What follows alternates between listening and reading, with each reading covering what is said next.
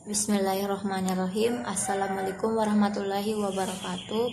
Saya atas nama Tenriati, NIM 7022121 Baik, langsung saja saya mempersingkat waktu. Saya akan menjelaskan sedikit materi, yaitu keseimbangan cairan asam basa dan elektrolit.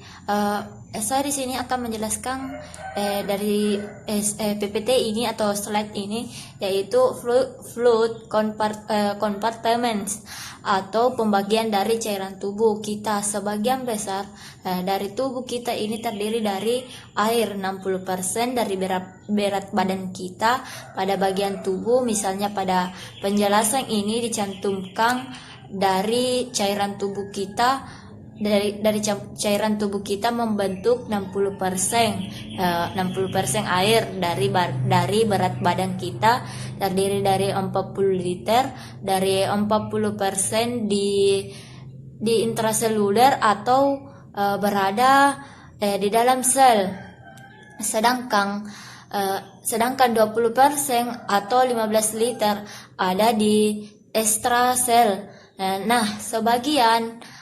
Sebagian besar ada di interstitial atau di sela-sela antar sel, sedangkan dari 3 liter ada plasma volume atau aliran darah. Selanjutnya komposisi cairan tubuh. Banyak zat-zat terlarut dalam tubuh, baik elektrolit dan non-elektrolit.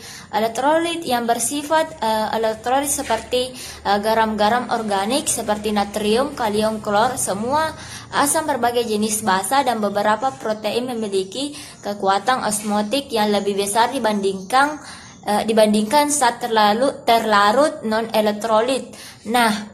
Ada juga zat yang terlarut pada non-elektrolit adalah yang tidak membawa muatan, yaitu seperti glukosa, lipid, kreatinin, dan urea. Jadi elektrolit memiliki kekuatan yang lebih besar untuk menarik cairan. Dari cairan itu akan terlarut itu ada, maka air akan ikut.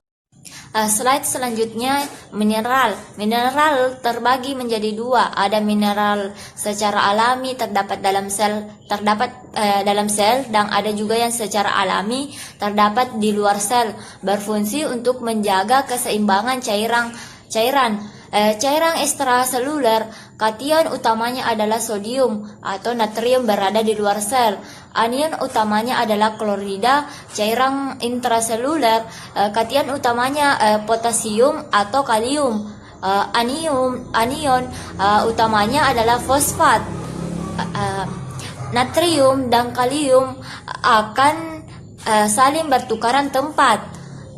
Akan saling bertukaran tempat dengan proporsi yang ditentukan untuk menjaga keseimbangan dalam dan luar sel.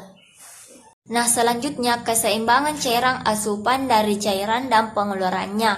Pengeluaran cairan yang keluar dari tubuh per hari sebanyak 2 liter, 1.500 ml atau 60% dari urin, dan 700 ml atau 28% kulit. 200 ml atau 8% dari keringat, 100 ml atau 4% dari feses.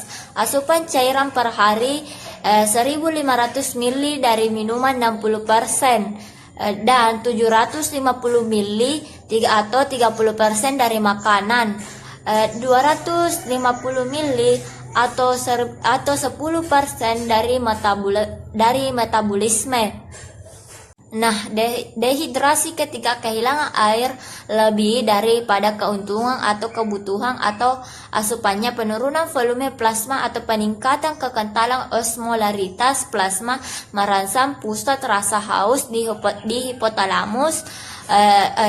Hipotalamus berada pada otak ke pusat rasa haus yang disebut osmoreseptor.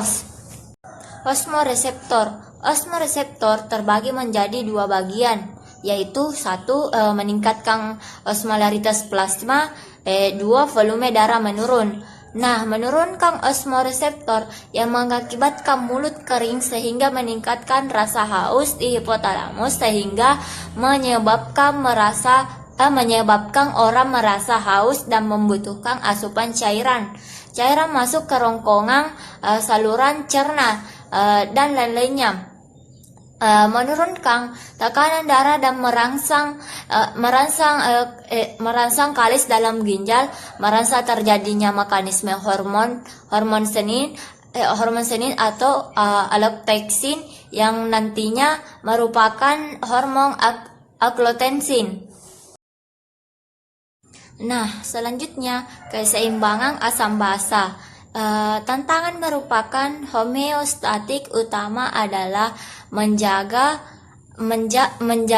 konsentrasi H+, pH cairan tubuh pada tingkat yang sesuai, dan dengan protein dalam jumlah besar menghasilkan lebih banyak asam daripada basa yang mengasamkan darah.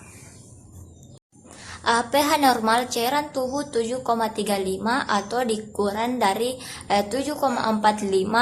Alkalosis atau alkalonia, pH darah arteri naik di atas 7,45.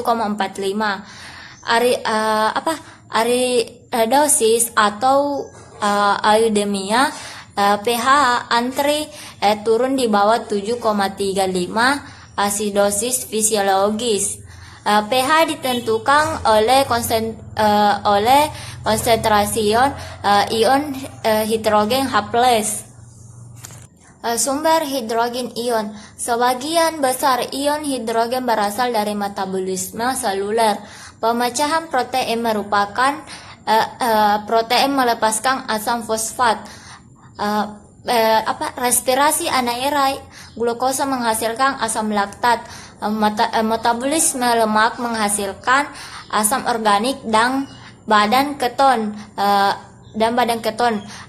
Nah, mengangkut karbon dioksida dalam darah saat bikarbonat melepaskan ion hidrogen.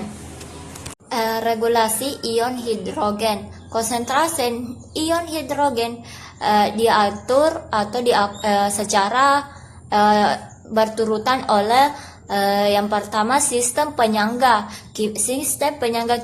kimiawi dalam darah bertindak dalam hitungan detik.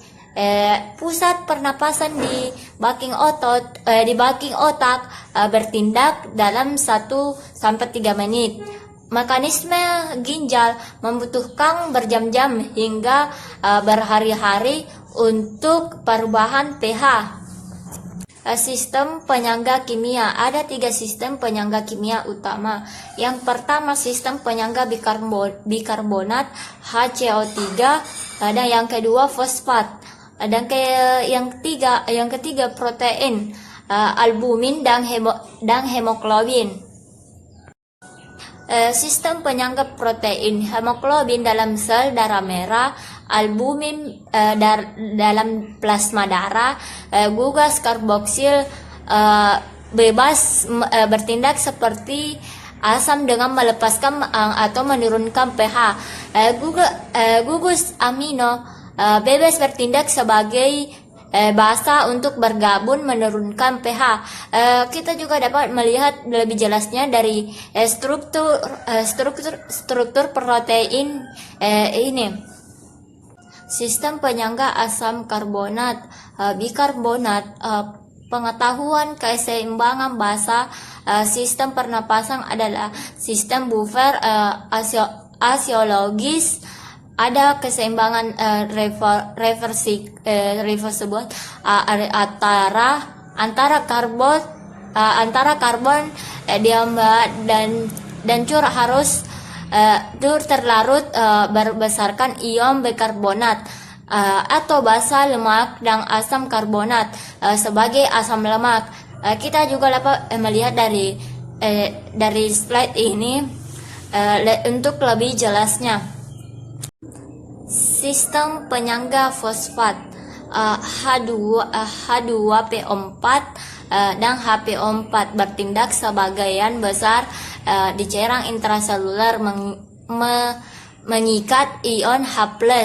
H+ yaitu seperti asam kuat, HPO4 dasar lemah, H2PO4 asam lemah. Kita juga dapat melihat dari OH dasar yang kuat dan H2PO4 asam lemah. Mekanisme ginjal keseimbangan basa. Mekanisme ginjal yang paling penting untuk mengatur keseimbangan basa, keseimbangan asam basa adalah menghemat, menyerap kembali untuk menghasilkan ion bikarbonat baru, mengekskresikan ion bikarbonat dalam urin. Kehilangan ion bikarbonat sama dengan melepaskan ion hidrogen, menyerap kembali ion bikarbonat sama dengan kehilangan ion hidrogen.